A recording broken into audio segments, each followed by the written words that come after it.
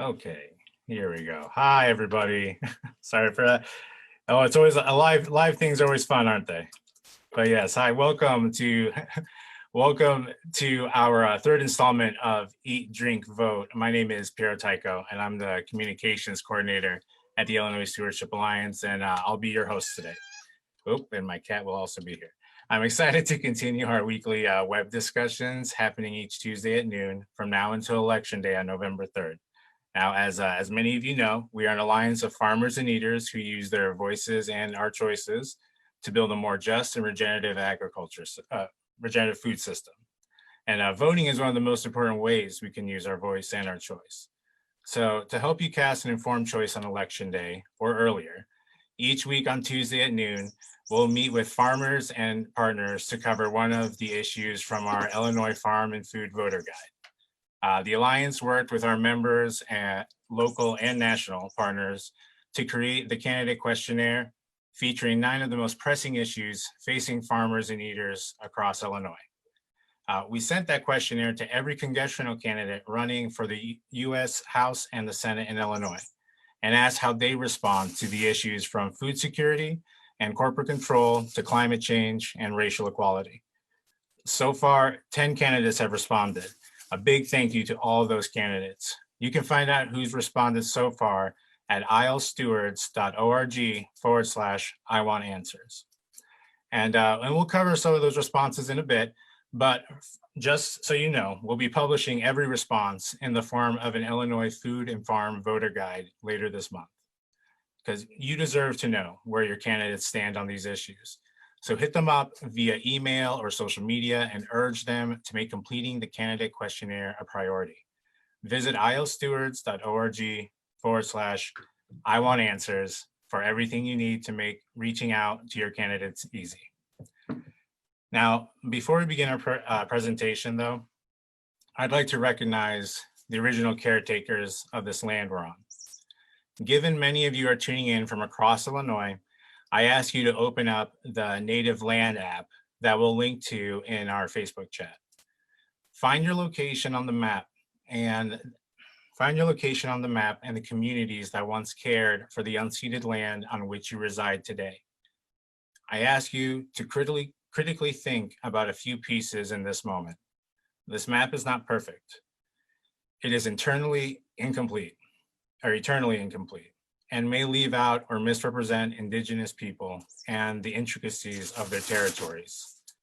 Also, this moment is just that, a moment, an acknowledgement. It does not absolve us from years of complicitness. These lands that we live and work on are the ancestral homes of Indigenous peoples that were forcibly removed, executed, and robbed of their land and histories. And yet, even when faced with the most unthinkable circumstances, they are still here and thriving. So I ask you to join me in using this time as an opportunity to consider the ways that you can stand in solidarity with Indigenous people.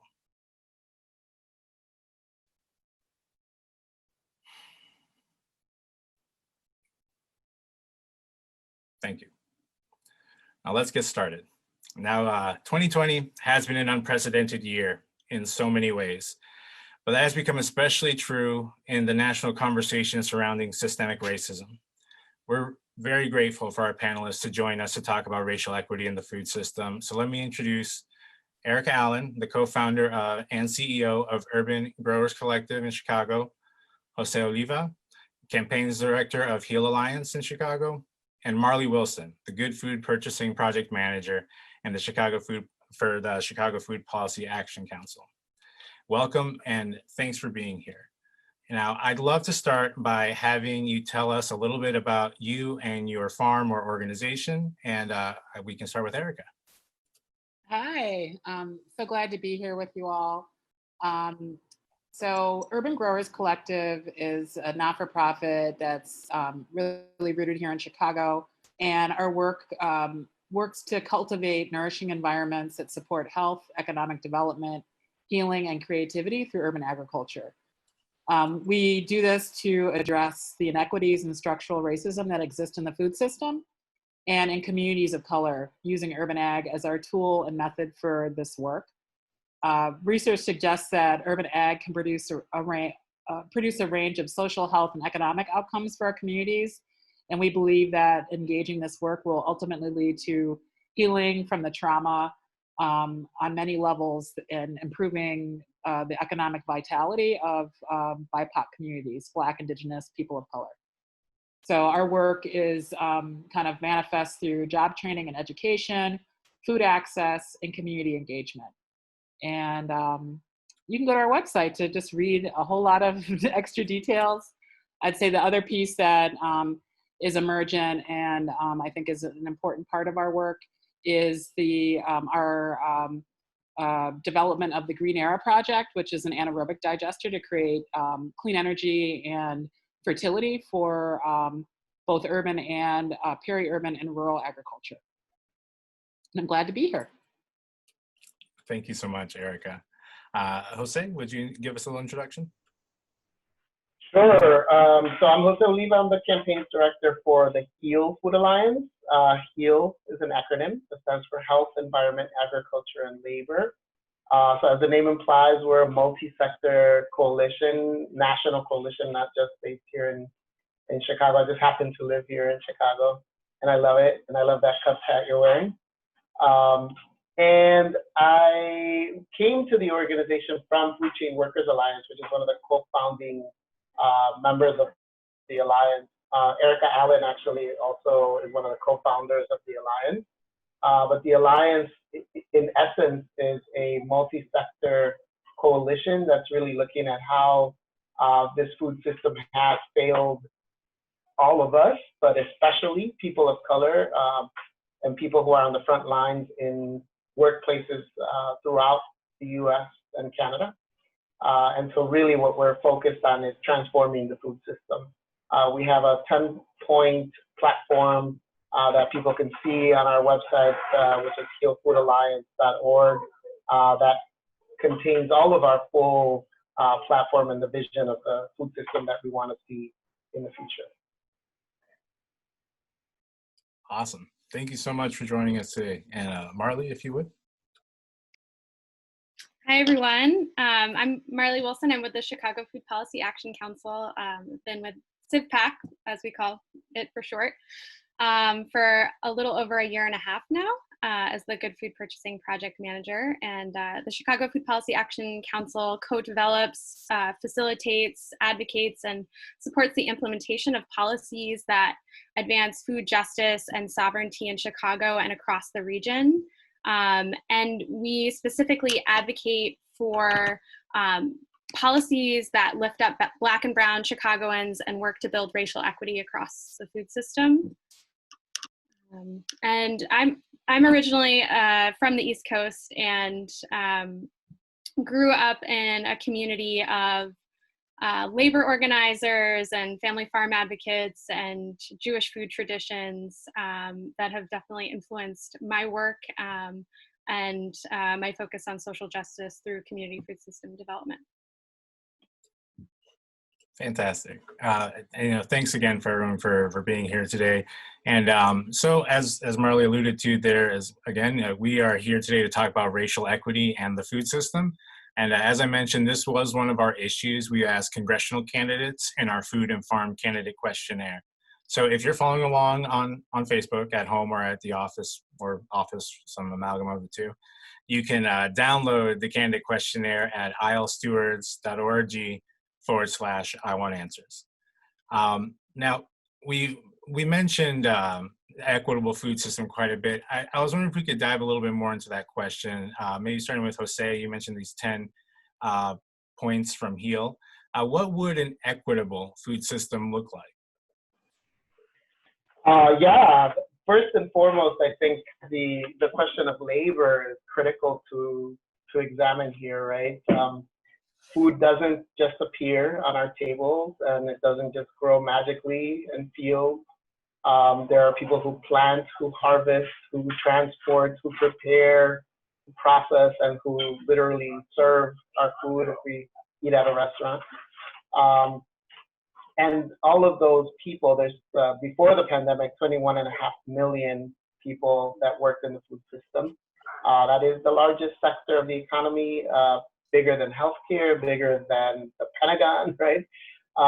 And so, but they're also the lowest paid people, right? And the vision really for a food system that gets us away from extraction and exploitation is rooted in who does that work, right? Who are the people who are at the front line doing the work of harvesting, of growing, of picking, of transporting, of processing, all the other sectors that I mentioned.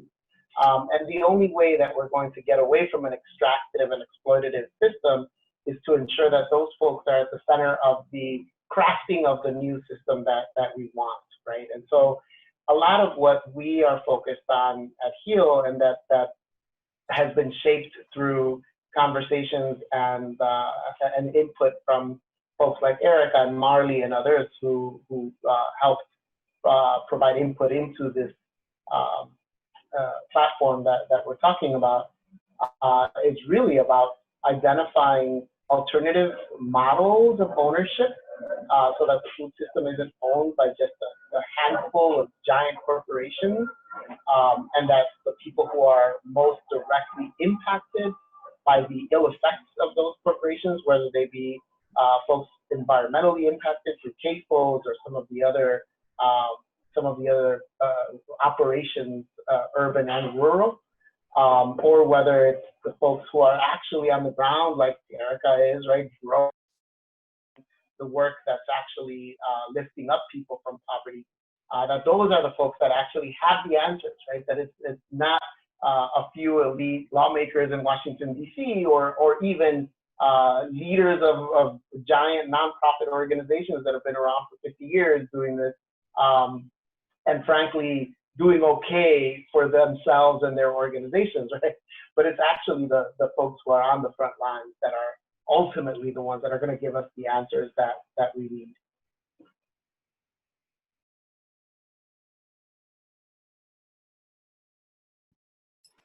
Yeah, I would just add, not that I need to really add anything, Jose, because you covered it beautifully. I mean, I think racial equity in the context of the food system is really about ending exploitation of people, the land, of consumers, of misinformation, and really it's really about inviting folks into the system to be like practicing growing the food, preparing the food, really, like, not sort of looking at it as something that is over there and I'm so disconnected from it, but really kind of reconnecting folks to the land in ways that when they begin to do that and they begin to labor and they begin to just have those experiences, the whole kind of paradigm shifts, because you don't just think about, oh, bacon on Sundays is coming from somewhere, and then there's human beings that are butchering those animals in unsafe conditions, the way the animals are being raised and treated, how that impacts nutritional, and I would just add spiritual kind of impact on the food that we consume. Like, all of those disconnections have led to this really disturbing food system. I'm intentional about saying disturbing because it's disturbing that, and how it impacts our health, and our on all levels, economic health, physical health, all in the context of trying to resolve these historic challenges. And I'm being nice to say challenges, but how labor has been exploited. So, as a Black woman, and coming from a heritage that's multicultural, where folks were exploited and not able to stay on their land, and how that has impacted just intergenerational wealth and information. And that's just, that I think everybody has a story of being told to not farm or not to get involved in agriculture because of, an unfair system. So I don't think you can really look at agriculture without addressing the past, without also including this very intentional racial justice and healing work, which is why we really included that within our mission. Focused on the work that people of color need to do to be able to even look at ourselves in the context, the rightful context of the food system, and being able to create emergent opportunities for folks to be farmers, to own the land, or to cooperatively own the land, and to do cooperative work, and have a system where we can see that the carrot we just grew is going to a family in our own community first before we're part of like a larger kind of, you know, we don't know where anything goes. We don't have those connections. So I think it's a very complex question, but I think simply put, it really is about making those connections, and from the consumer to the grower to be able to have those opportunities to interface at a multitude of levels. Yeah, I really love this question because it's about like, what are we trying? I think we all spend a lot of time focused on the issues in our food system because there are so many, and it's built on this long history of exploitation of labor and land. And we have so many challenges that we face in this work. But we have to keep that, like, what is the vision in mind? What are we actually trying to build? What are we trying to dismantle, but also what are we trying to build in its place to keep kind of our North Star? And yeah, so yes to everything Jose and Erika shared. Like, I really think it's about how are we building that right for all people of all races, ethnicities, backgrounds, abilities, to have the right to healthy and culturally appropriate food through community-driven, ecologically regenerative, economically viable processes, where what you look like or your citizenship status doesn't predict the relationship that you have to the production system, or accessibility or ownership. And I think more broadly, like the idea of an equitable food system needs to be built, rooted in a concept of abundance versus scarcity, that if we really chose to cooperate with each other, to give back to each other and the land, that the land would provide more than enough for all. And that really requires us to fully shift the way in which we think about the food system towards kind of a lens of healing, and really addressing the trauma head on that's been created by white supremacy in our systems and practices and interpersonal relationships, and really like reconnecting our relationship to the land at a basic level. Yeah, fantastic. I love that you mentioned cooperative. A lot of people mention the word cooperatively working together, you know, and that's so important. And we actually had someone in the chat also ask about, getting people to cooperate. Our candidates that were sent the questionnaire, we wanted to get responses from them by August 31st. And it is the deadline today to get responses, and we're hoping to have even more. And they asked if there was a way to reach out to our candidates, and there is. The website ilstewards.org/I-want-answers gives you all the contact information you would need, and even some fill-ins as well. Daniel, I believe, is one who asked, so thank you for that question. You know, in that voter guide, we do write that in 1920, Black Americans made up 14% of U.S. farmers, with 892 Black farmers in Illinois alone. You know, today, Black farmers make up less than 2% of farmers nationwide, with only 59 represented in Illinois. And although people of color make up 38% of our population, only 7% of farmers are people of color. So I'm just gonna pause right there because that fact may be new to many people listening, and turn this to our experts. What do you think accounts, and I think we tapped on this a little bit, but what accounts for the fact that 100 years ago, 1 in 7 farmers were people of color, and now there are so few? I mean, there's a rich history of how that happened, right? And I don't think we have time to delve into that, but I will give you a microcosm of that history in my story. I came to this country in 1985 after being exiled from Guatemala because there was a land redistribution program in the 1940s that was overturned by a CIA coup in 1954 that returned all of this land that had been granted to landless peasants back to the hands of these large multinational corporations. In the case of Guatemala, it was Chiquita, right? And that precipitated the civil war that then caused a lot of people, including my family, right, to leave the country and come here. That same process was happening here minus the coup. There's a joke in Latin America that the only reason that coups don't happen in the US is because there is no US embassy here. And so, but all the other processes, right, this land redistribution upward happened here, where before we had small farmers and land was in the hands of many people, including a lot of people of color. And then those, the large corporations basically grabbed a lot of that land, which is what we now have, right? This agri-corporate business model instead of what we had before.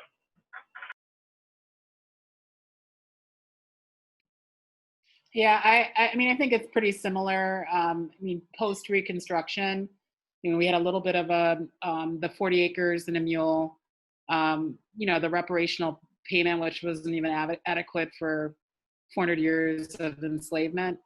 And then the uprising of the Klan, really the terror of staying on the land. My grandfather, for instance, had a season of sharecropping. At the end of the season, he had a bumper crop. Ended up owing money, which basically put him in chattel slavery. So he just left. And that's the story that was told, but I'm assuming that the Klan was going to probably try to get him, because I can't imagine him being quiet about that. And I think a lot of folks who were, you know, successful, you couldn't be successful because you would be, you know, outperforming your white neighbors, and then they would come and lynch you, or somebody close to you. And that is really the kind of the true story behind the Great Migration. It wasn't seeking better jobs north. It was about fleeing terror, and to have that institutionalized through the USDA without, you know, operate a farm business. Folks lost their land, and really, frankly, lost, I think, you know, you know, you choose to farm or stay alive, you know, on so many different levels. And I think that's where that trauma for a lot of us is still being reckoned with, and it's been passed down. Like, young people who have nothing to do, have never lived, even gone to the country, have this understanding of agriculture and slavery and that terror. It's like almost like it's in our DNA, these memories. And to deconstruct that on a spiritual level, but then also on a policy level, to address the institutionalized codification of that within how services are provided. Is the proper outreach happening to make sure that farmers are able to stay on the land if they in fact have land, or get folks back on land? Those are all the pieces that I think that we need to focus on. And I'm hoping these candidates are seeing the connections, like seeing the connections between, when we talk about Black Lives Matter, we're talking about a whole long history of how institutionalized systems have made it very difficult for people of color to gain power, to gain, you know, to even just to live and to prosper at the same rate as white farmers. So I think that's really what we're talking about. And I think until we're able to really look at how the policy and then the actual supports that are in place are equitable for everybody. And I think now we're talking really about how do we transition farm workers to be farmers, to be landowners, to be business owners, and not just exploited for labor, which would mean a complete shift in the entire system, which I think would be good for everybody, you know? And so, so I think that these questions are all incredibly complex because they really are embedded in these narratives that that we have to look at, while we're also, you know, putting policy and law into place and programs into place. You can't separate those histories from the current reality.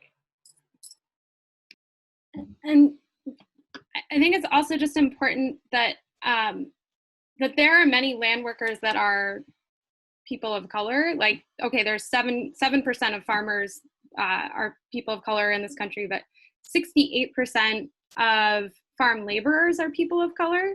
And they have been working throughout this pandemic and the wildfires and climate change in general to produce food. And then at another level, I mean, there are rich traditions of gardening and growing food for community that aren't necessarily captured by this that percentage.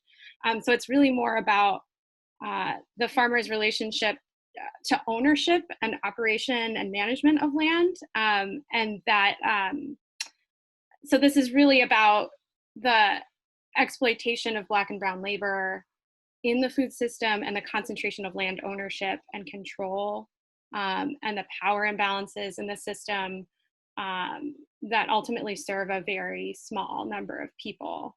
And I just think that's important to keep in mind that, you know, it's not white folks that produce our food. That's very, very true. Very true. Now, you both kind of hit on two things I think we should really, I want to get back to, and we will, that have to do with some of our responses. Specifically in the responses in our voter guide, several candidates as well called for reparations. Specifically, Senator Dick Durbin said he is co-sponsoring Senator Cory Booker's bill that would establish a commission to study and develop proposals to provide reparations. Would you like to see Congress and our country consider these, and what does that look like? Yeah, I think there's, you know, Erika sort of hinted at this, and Marlie definitely hinted at this, but we can't move forward without understanding where we've been, right? So understanding the history of this food system is critical if we want to build a new one, or even for reformist folks, right, who want to tweak around the edges and make it better. They need to understand why it's screwed up in the first place, right? And the main reason is two things that happen simultaneously: the transatlantic slave trade and genocide of indigenous peoples, right? Like those two things happen in one to bring labor, two to take land, right? So the genocide was a way of pushing indigenous people off their land so that white settlers can populate it. And then the slaves would work that land, right? But not for them, for the white masters. And so those two things are what gave birth to the food system in this country. To ignore that is to basically try to fix something without understanding what the problem is. So yes, reparations are critical if we're going to actually get to a place where we're actually leading towards a better system. I'm not sure that we would be able to fix this food system in one generation. I think depending on how fast and how powerful the changes that we ultimately find, we will be able to see it in a couple of generations, right? And I just say that because I know there's this theory of change that happens over multiple generations. I don't think we can afford that, right? I think we have to start now, and we have to look at it as an urgent issue, but we also have to understand that it's not going to happen overnight.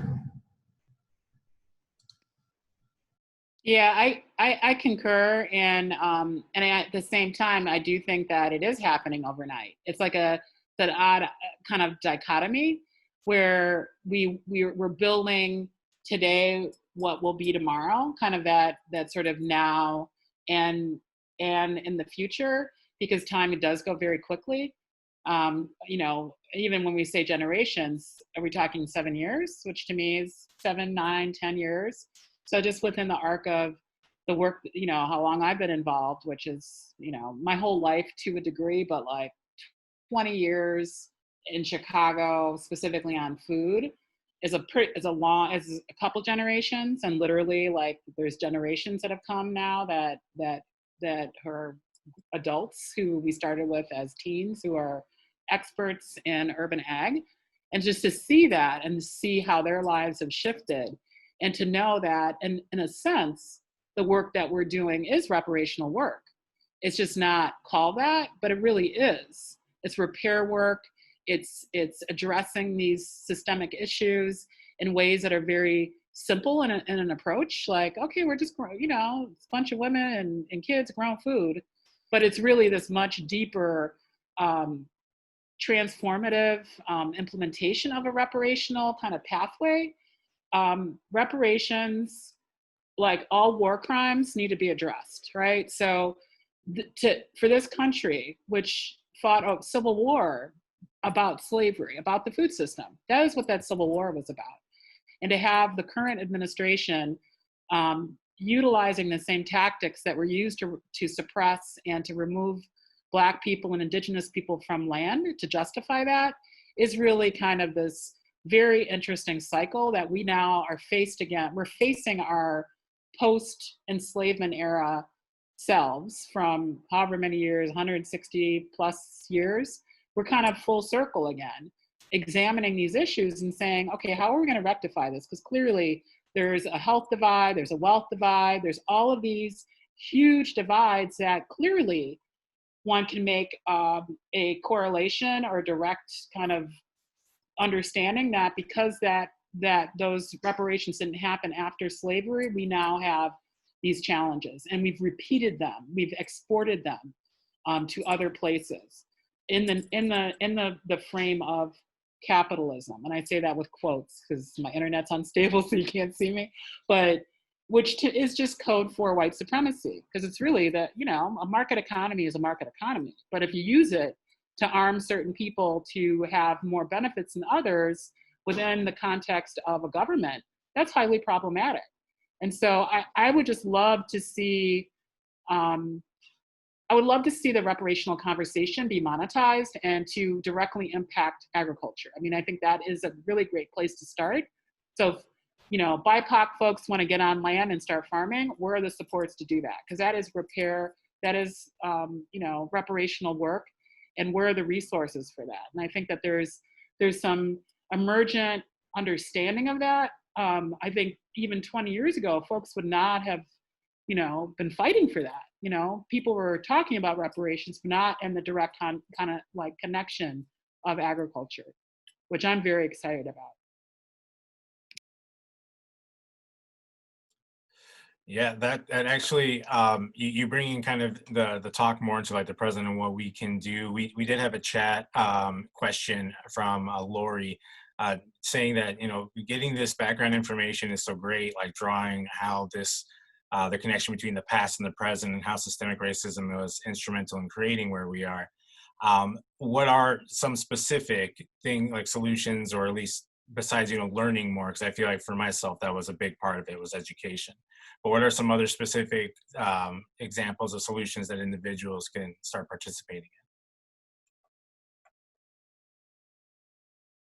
Well, I think, and I'll let Marlie chime in on this one because she's actually running this program here in Chicago. But we, when you think about the trajectory of the programs that need to get us to this place where we are free, the way that we do that is by working simultaneously to dismantle the existing system while building the new one, right? So it's an and both approach. There is, to my knowledge, nothing out there, no programmatic approach out there that does just one and that is successful, right? And so one of the things that we've been working on for a few years now is a procurement strategy that looks at both supply and demand, right? Talking about the market economy, and looking at some of the major corporations that are part of that supply end of things, like Aramark, Sodexo, Compass Group, and understanding that those corporations have been making a lot of money for many years off of the labor of many people who are not getting the same benefits as the CEOs and the other executives in that corporate structure. And so we've launched a campaign called the Real Meals Campaign, which is focused on those big three food service management corporations and asking them to essentially to treat workers with respect, to buy from BIPOC, Black, Indigenous, people of color producers, to do things a different way so that they're protecting the environment. And all of those same value categories are actually on the demand end in the large institutions that are purchasing this food. And we're trying to get those large institutions to essentially have those same value categories around human health, around environmental sustainability, and around animal welfare, around local economies, and around labor, to be sort of a filter, if you will, for the food that they are purchasing. Right? So if we're successful in doing that, and that program is called the Good Food Communities, where it's Good Food Purchasing program. If we're successful in doing that on the demand end, and we're also successful on the supply end of getting those corporations to also respect those same value categories, then we're really talking about an improvement of the system. But that doesn't get us to the final place where we need to go, right? It gets us to a better place, and it drives, I think, the system in a better place. But ultimately, we need a next step, which I think can be through all the campaigns that I think are developing here in Chicago are really exciting. But I think a lot of where we are missing the point is in moving to that next step, right? And getting us to think about, like, how do we actually transition from this current exploitative extractive system to one that actually puts planet in front of profits. But I'll leave it at that. I know both Erika and Marlie have a lot to say on this.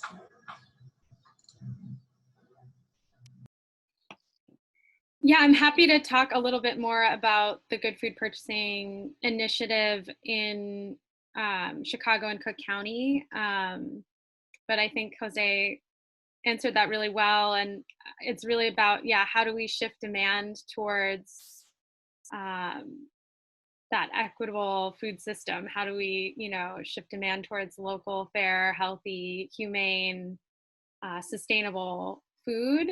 Both at an individual level, but also at a community level.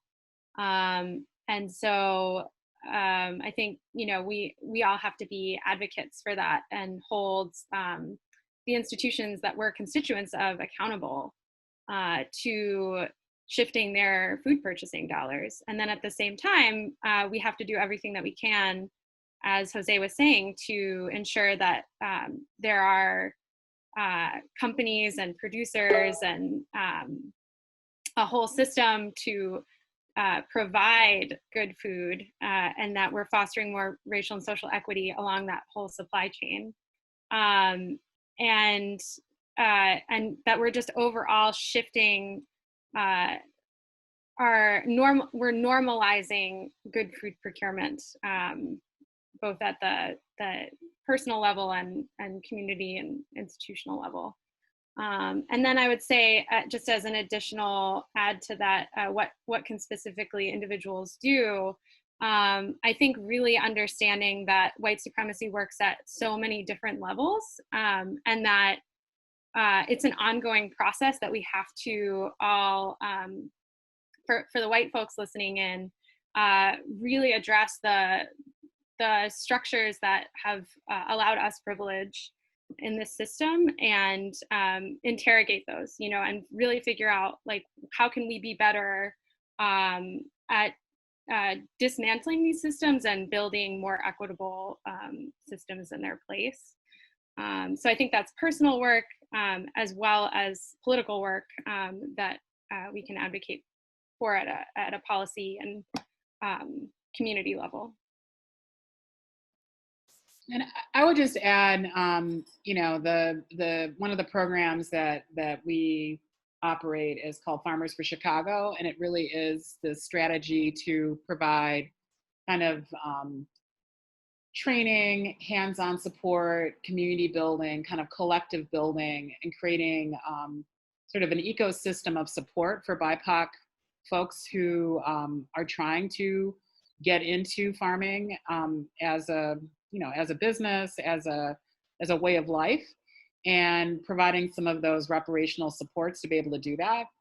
And I think it's, you know, there's sort of this, I think, notion that if you go to school and get an ag degree and then get on the land and you're good to go. I mean, this is, I think that the way that we are, you know, as we're recovering from the trauma of being abused by a system, we have to have a different way of farming and how we do business. And it's not a linear path. Like, I think most folks who are successful as family farmers, you know, small and moderate size farms are super diversified and have really interesting revenue streams and are thinking about holistically about how they operate. And I think that is what we're doing. We're creating these really beautiful, interwoven, interdependent systems that really reflect an Indigenous understanding. And Indigenous, when I say that, I don't just mean Indigenous to this land, although clearly that should be our first, you know, point of, you know, kind of a first reference point.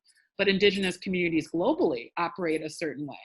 And so, you know, I think we're trying to reclaim that and also, you know, get a part of into this business. You know, what does that look like? What are the supports?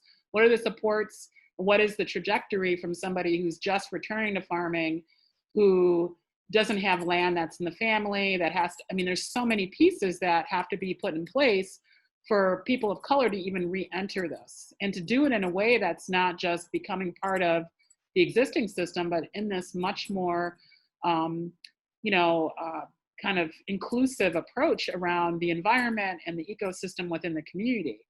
So that question of like, to me, it's a individual, like how people can get involved. Well, you know, sign up for a CSA from somebody who's in your community, like, you know, like during the beginning of the shutdown, like we pivoted so people could order who had, you know, the ability to order online. We were able to do that to not only create an opportunity for resources to flow back into our programming so that we could make sure that folks who couldn't afford to purchase produce could have that food at the most emergency time, which is part of our mission, and also for folks to become part of the system. So, you know, this is the time, like, instead of just, you know, we all use the, you know, the conventional food system, but there's also an opportunity to go out and grow some food, purchase it from somebody who you know, who's establishing a business intentionally. I mean, those intentions and action builds up, and it begins to shift. We've had more volunteers than we've ever had. And it's not just like people who are just like corporate volunteer, I got to go do this, but like people who are like, they're serious. They come and they work, and they are trying to do that repair work through their volunteerism. And I think even that, like that shift is tremendous, because it creates like a deep appreciation for the labor, you know, and like it's labor, the skill set, the complexity of growing food, and having that knowledge and just not ceding it to some big entity that can run a tractor from a satellite. Well, what happens when you have 5 hurricanes brewing in the Caribbean? Like, you know, satellite working, you know, like people still have to eat, trucks have to, you know, it's this huge system that is so easy to break. And it doesn't make any sense for anybody, I don't care at what level from a civic or governmental level, to not look at that. Like that to me is homeland security, is growing some food and understanding how you can, that your production and your ability to trade, to share, is what makes us all secure. Phenomenal answers from all panelists. So, you know, to show up, learn, do the work. You know, that's where we can do as individuals, because we're at the beginning of what hopefully is a groundswell of support. And we are coming close to the end of our time already. We're about 15 minutes out, We do have a couple more questions that I know we definitely like to go to, and we've kind of skirted around.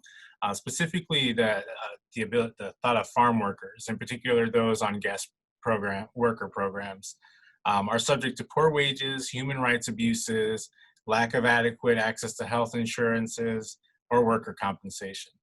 Some proposals from advocates include, reparations, as we've discussed, reforms to the USDA administration, moratoriums on government foreclosures of Black land, debt forgiveness programs, and reforms to labor laws, and many others. Now, the pandemic, as we've alluded to, has exacerbated all of these existing challenges for people in color. How is that kind of reflected in the food system right now? Yeah, the way that food workers and farm workers in particular are treated hasn't changed because of the pandemic, unfortunately. Most workers, especially workers in rural parts of the country, are people of color. A lot of them are migrant workers, and the whole migrant worker system is something that also needs to be examined and dismantled, right? Because the reason that it exists, and again, going back to history here, but the reason that it exists is because of the Great Migration, right? Up until the 1930s, the vast majority of farm workers were Black, either sharecroppers or otherwise, but they were in the South.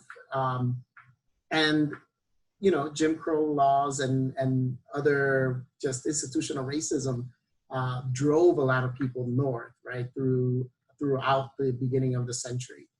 And that is then what precipitated the creation of the first Bracero program, because there was a labor shortage for agriculture. And the Bracero program, for those of you who don't know, is just the guest worker program at the sort of the beta version of the guest worker program, and bringing all of these mostly Mexican workers, Filipino and Chinese as well, though, to farms and plantations throughout the United States, not just the South, was sort of the answer to the Great Migration. And so until we're actually dealing with that, until we're actually addressing the root causes of why farm workers are treated the way they are, it's not going to change. So we can do things like we can reform labor law, and that's in our platform, right? It's one of the top things in our platform. Farm workers were excluded from the Fair Labor Standards Act and from the National Labor Relations Act. They were excluded from that because they were Black, right? And let's be clear about that. It wasn't because there were these small farms and the small farmers wanted their kids to work in the farm, and that's why they wanted to be excluded from child labor laws. That had nothing to do with it. That was the excuse that the Southern Democrats used in the 1930s to push this legislation through. But the reality was that they were excluded because they were Black. They were expendable labor, right? And so until we're addressing that, until we're actually getting rid and understanding the root causes of it, we're not going to be able to get to a place where we address sort of the next phase of how we treat workers and where workers come from and all of the other big questions related to that.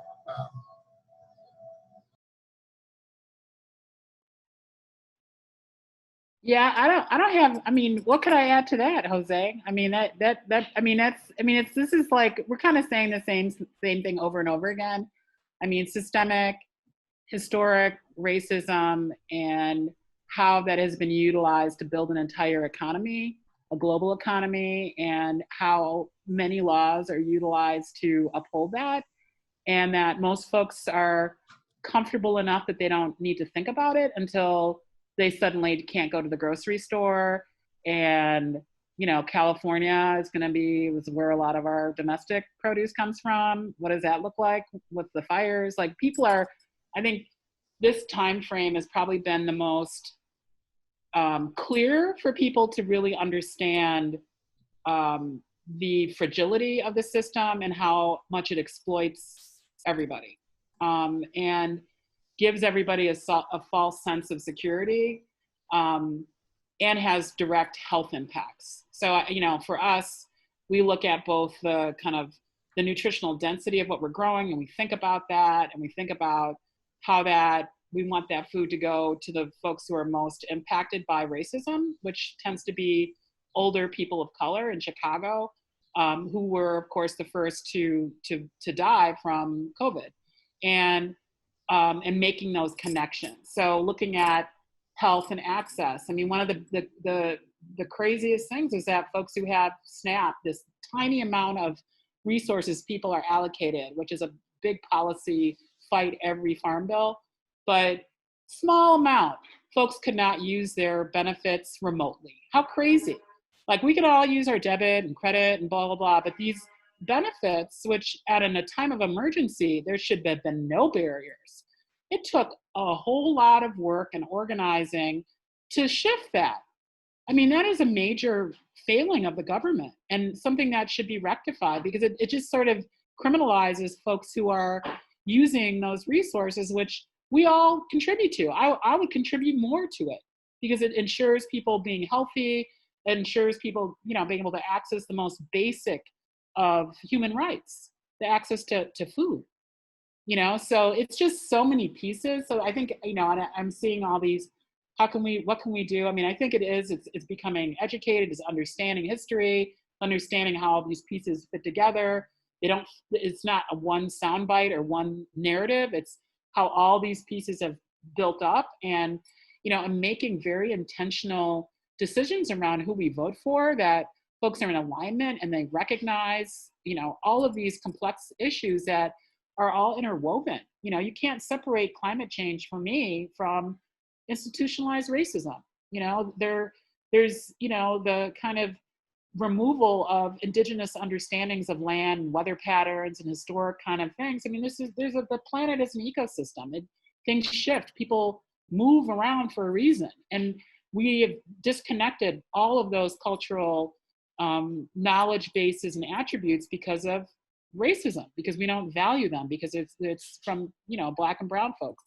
So I think all of those pieces have to be recognized, and that while we're doing that kind of reckoning, that we're building these new systems that are inclusive, that make sense, that might seem really small, but really become very big when there's millions of people doing it on a small level, right? So I'm hoping that, and I have faith, and this is something I'm working on, is shifting from hope, which is a nice little idea, to faith that it's going to manifest, that we're moving in that we can see it collectively, and that there's stumbles along the way, but this could be a new reality that does not exploit people, the land, animals, plants, mineral, you know, the list goes on.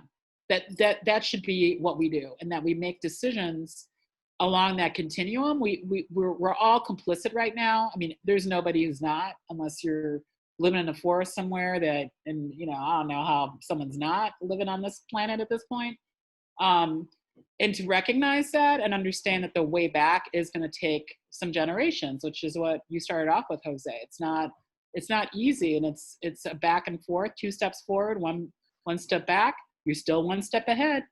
You know, and that's what I think about when we have all these little setbacks and challenges and personalities and people's traumas manifesting. That's all part of the work, you know, and you can't really separate, you know, and bifurcate certain things because it's convenient. I mean, it is slow, intentional, very difficult work, and it requires you know, a lot of heart, you know, along with intellect. And I think that we're getting there. We're beginning to have these conversations, and they're happening on the political stage, which is exciting, because it gives people an opportunity to pivot away from, okay, I'm gonna just pretend I'm on TV and like live a fantasy kind of matrix type of thing, or are we gonna actually look at reality and like open our eyes to what is happening, even if it's not happening to us, and develop empathy and put that empathy into action with how we vote, how we spend our money, what we eat.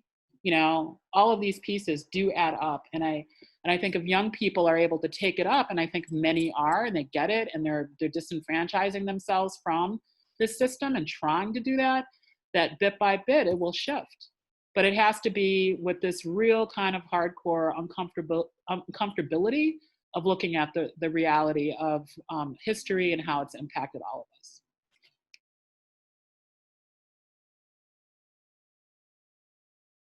Yes, yes, and I like that, the thought that it's not this or that or sport. It's always a yes and, and that's it's a very powerful thought. And I know we are just scratching the surface of this, and this has been such an amazing conversation. And we have one final question that we like to end our time with our panelists, and that is, why is it? And I feel we've talked some of this, but why is it important to be a food and farm voter, to be guided by that when you're voting? Maybe if there are some specific pieces folks can research or they should be paying attention to. And Marlie, we can start with you. I think it's important in that, we can shift our personal spend if we have that ability to support Black and brown food producers and food businesses. We can certainly do things as individuals to support this shift to a more equitable food system, but it's our collective decision making spent with our taxpayer dollars and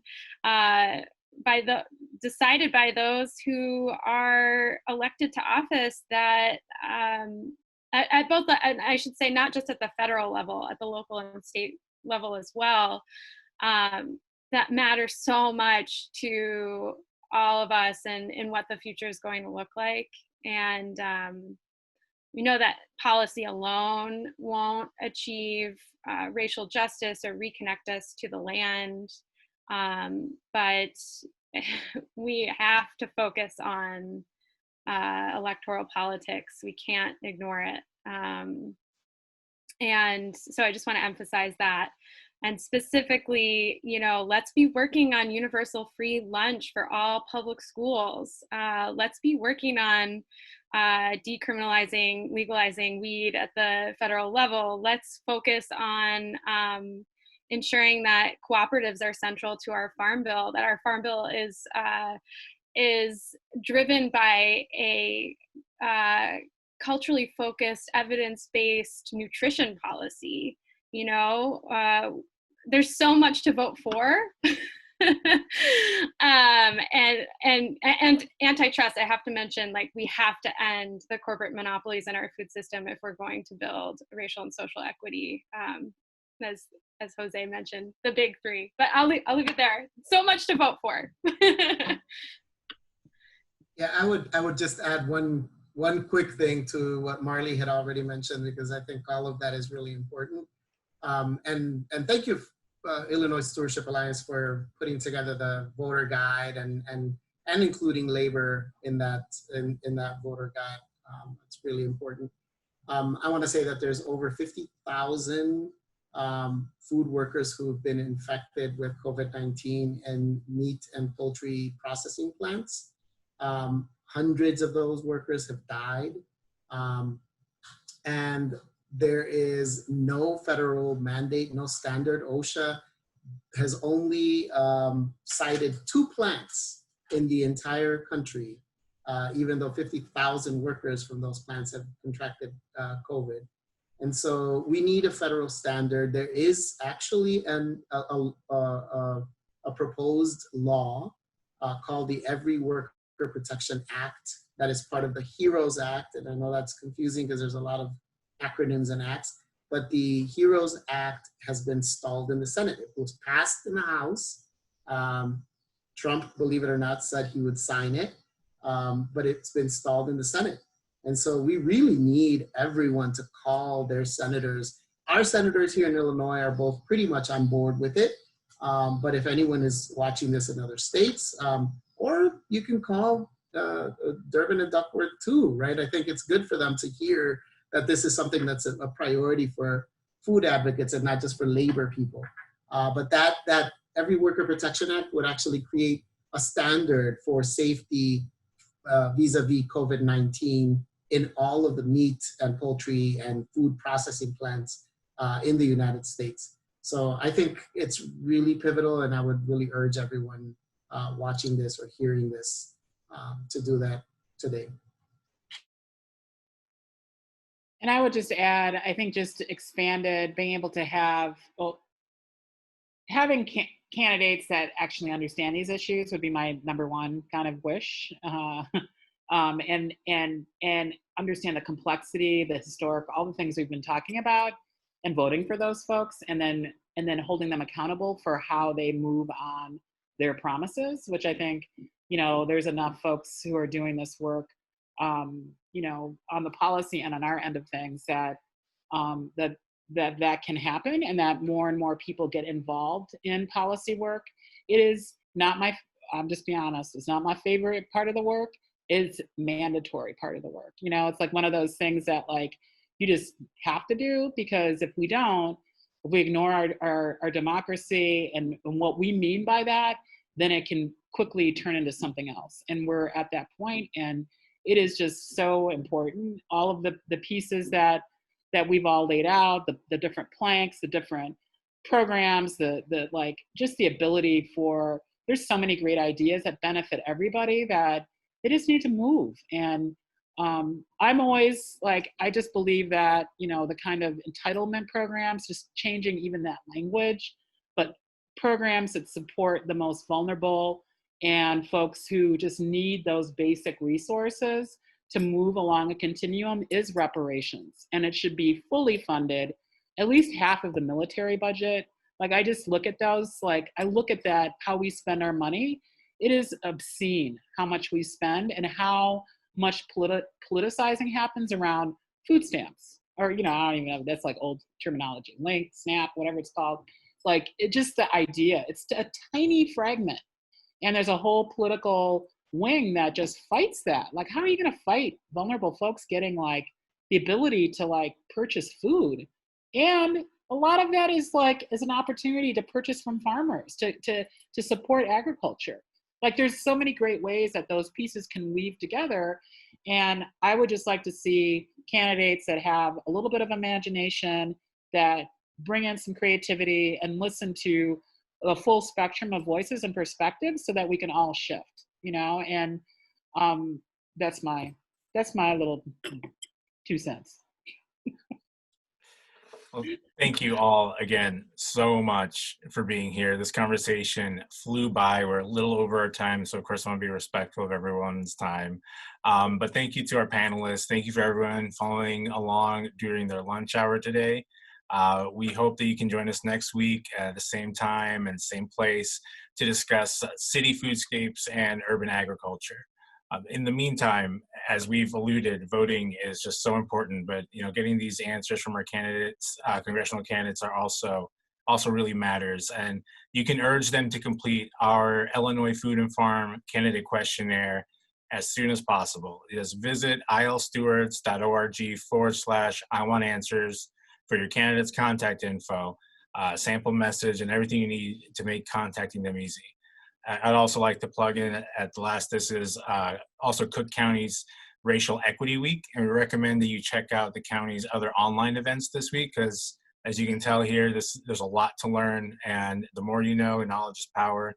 So you deserve to know where your candidates stand. So keep an eye out for the voter guide coming in, and thank you for tuning in today, folks. Have a great rest of your day. Bye.